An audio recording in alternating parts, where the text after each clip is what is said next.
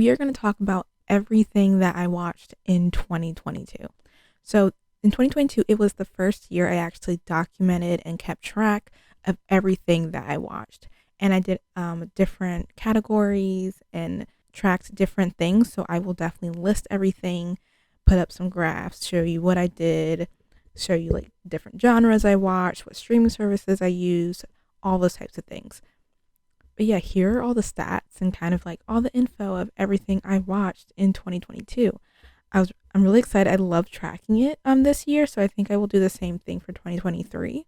Yeah, let's get into it and see how I did, see what I watched, and give y'all all the info of everything that happened. So I watched a total of 29 shows in the year of 2022. So for some of you, maybe that's a lot. For some of you, maybe that's a little. In my opinion, I feel like I could have done more, but I didn't really want to push myself too much. My goal was 30 shows this year, and I thought I had reached 30 shows when I was tracking everything. But when I was putting in the info in Google Sheets, I forgot that the first line, like the number one, was the title line. And so I actually read 29 shows thinking I read 30 and not realizing I didn't read 30 until I was gathering all the info to make this video. So it's only 29 shows, unfortunately. That's still okay. It is what it is. Hopefully I'll be able to watch 30 shows next year. But yeah, I watched a total of 29 shows in the year of 2022. But let us go more in depth about everything that I watched with the TV shows and all 29 shows and give you some more info on that. Okay, so with all the shows, I watched a total of 548 episodes. So if you put everything together, that is the grand total of all the episodes I watched in 2022. And I think, yeah, I did pretty good. Okay, so each month, if you don't know, I do a watch list, and then I pick 3 shows to watch for each month that I try to do. Sometimes I get to them, sometimes I do not. But let's break down how many shows I watched each month. And just to give you context for watch lists, I only do them from February to November. I take a break in December and January. But doesn't mean I'm not watching anything. So for January, I watched 1 show. For February, I watched 3. For March, I watched 2. For April, I watched 6. For May, I watched 2. For June, I did 1. For July, I also watched 6. For August, I watched 2. For September, I didn't watch any TV shows. For October, I watched 1. For November, I watched 4. And then for December, I watched 1 show. So yeah, that's what I watched each month. My best months were actually July and April, both being 6 shows within that month. And then my least month was September, if you want to count it, because I didn't watch any. Okay, so now let's take a look at, out of all 29 shows, how many seasons did each show have? Okay, so 16 shows only had 1 season. So this includes 1 season or limited series, since they technically only have 1 season. Those will fall under the 1 season. So 16 of those. 7 shows had 2 seasons. 2 shows had 3 seasons. 2 shows had 4 seasons. And 2 shows had 5 seasons. So this is really interesting. A lot of the shows, at least I watched, were 1 or limited series.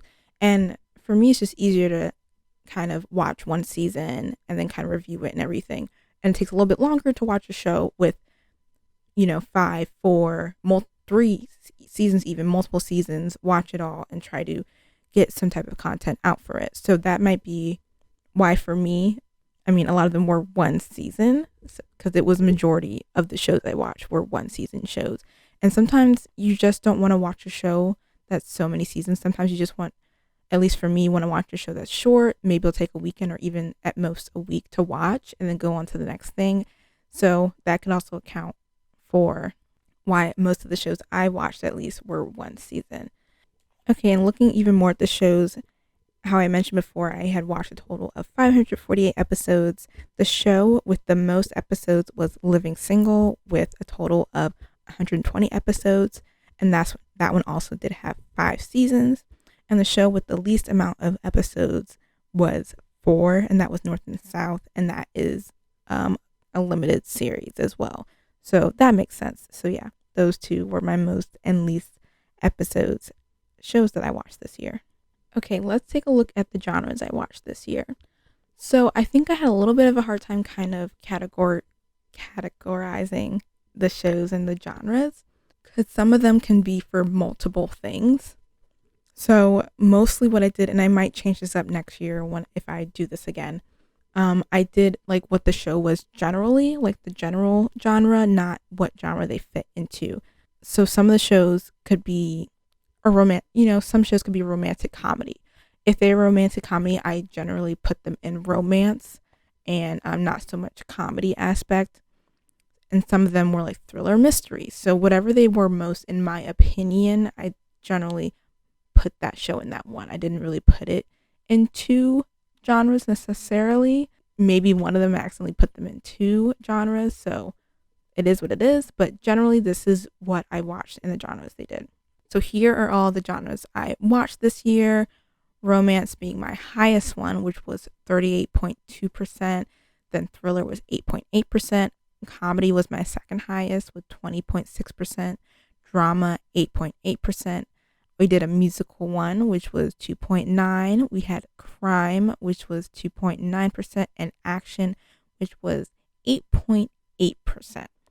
So yeah, this is what we watched. I believe there was an anime in there as well. That's not shown on here for some reason. I apologize. Yeah, we did anime as well, which was only one show, so it was a very, very small percentage. But yeah, these are the genres that I watched this year. And of course, no surprise, romance was my biggest. I'm a romance girly. I love romance. I will always generally fall towards that one. And I'm always going to watch a show with romance. And I don't really see that changing anytime soon. I would like to see this more evened out for next year. Like maybe romance still be my biggest, but maybe a bit smaller. And I would like to see some more action, maybe another like mystery crime show be bigger percentage of what I'm watching for next year. So all these TV shows came from a variety of different streaming services that I do try to go to each year. So if you look at this, majority of the shows I watch are from Netflix. No surprise there. I'm Ever since we got Netflix, I'm just tending to go to that more and more and just want to watch things off of there. And I do have some other streaming services. I do have Hulu, and one of my things, at least for this year, is try to watch more Hulu. It is my second biggest one, which with being 13.8%, which is good, but I would love to see that more proportionate to what I'm watching from Netflix as well. I did get HBO Max for this year, just trying it out to see how I felt about it. And so that one was 6.9%.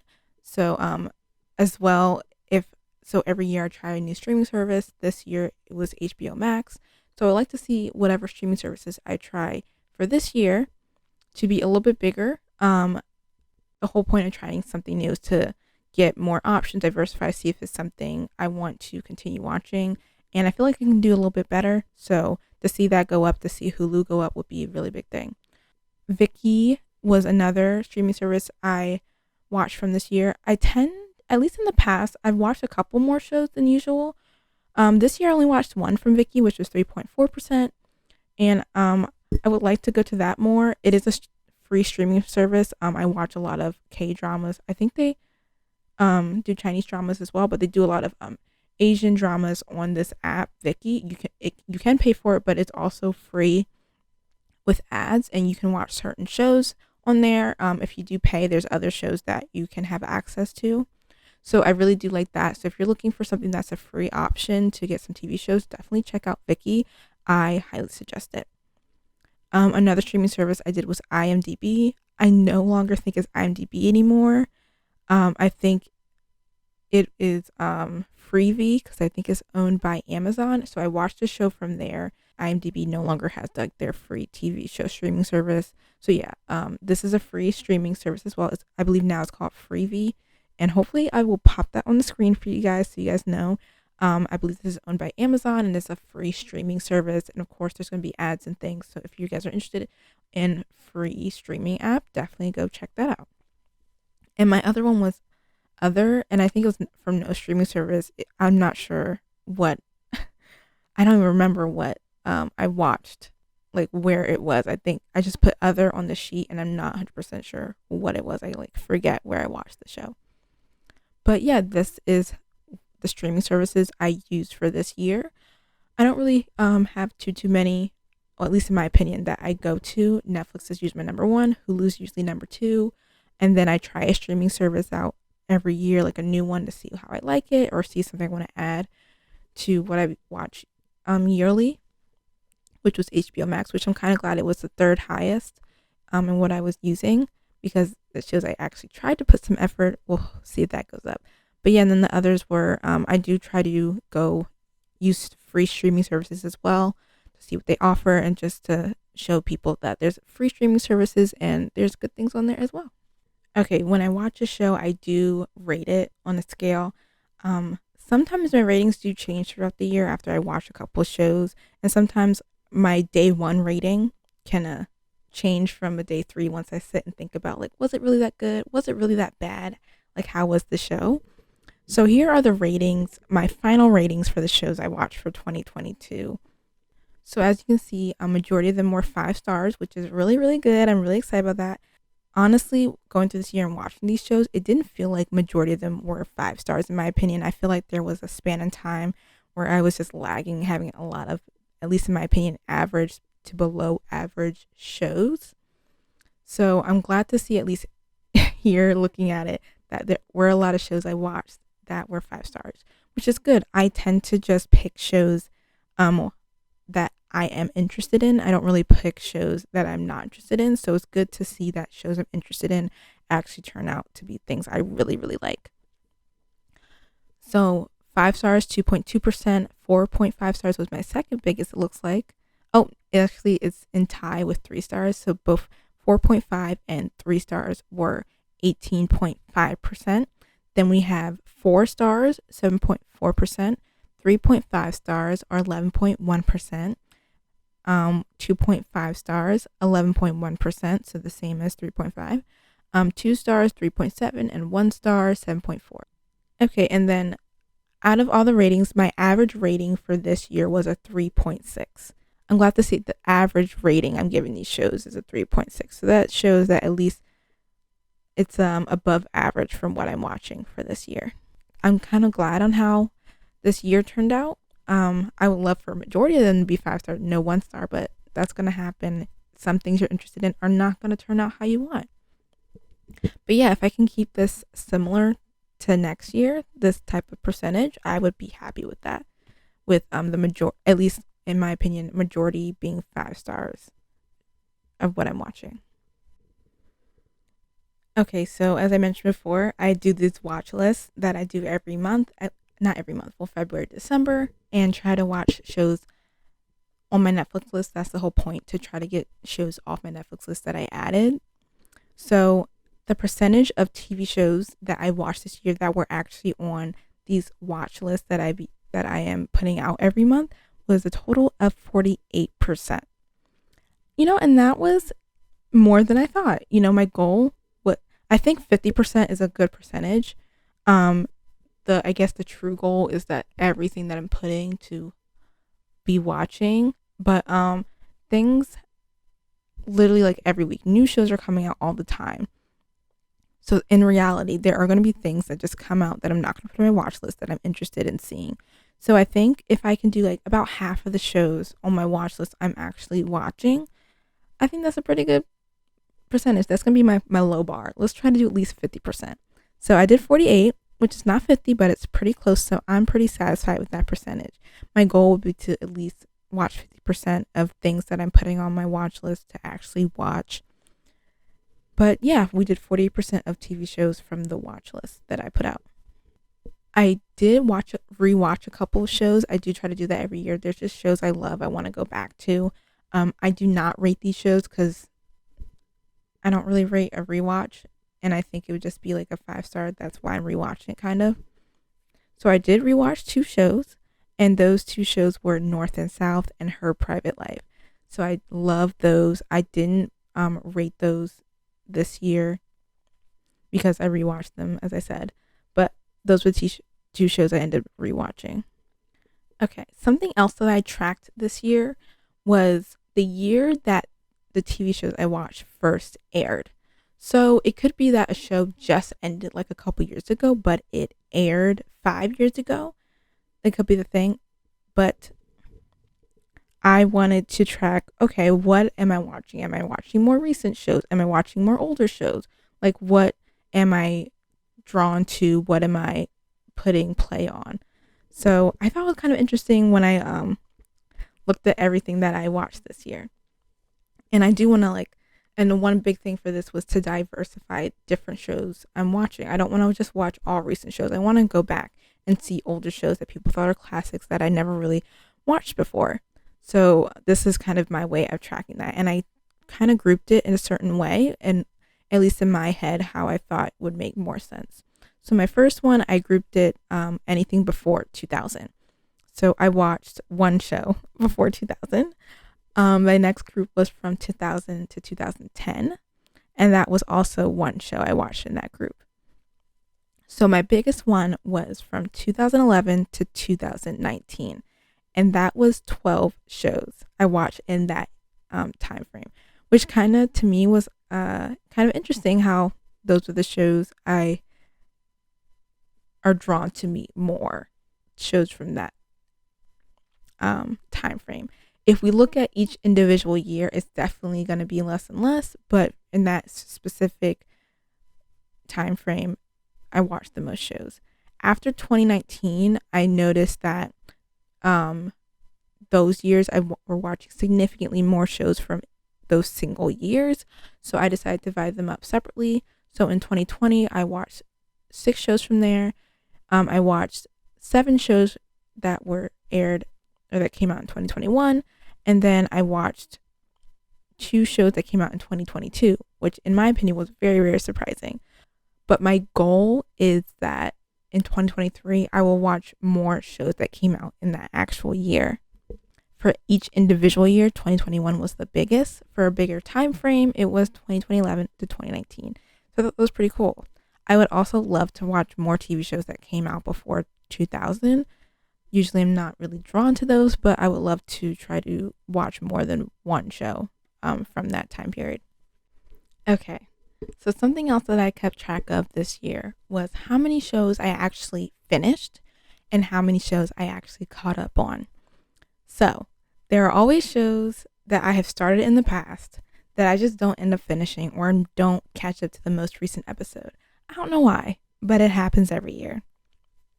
So this year, I really want to keep track of the shows I actually caught up on or finished.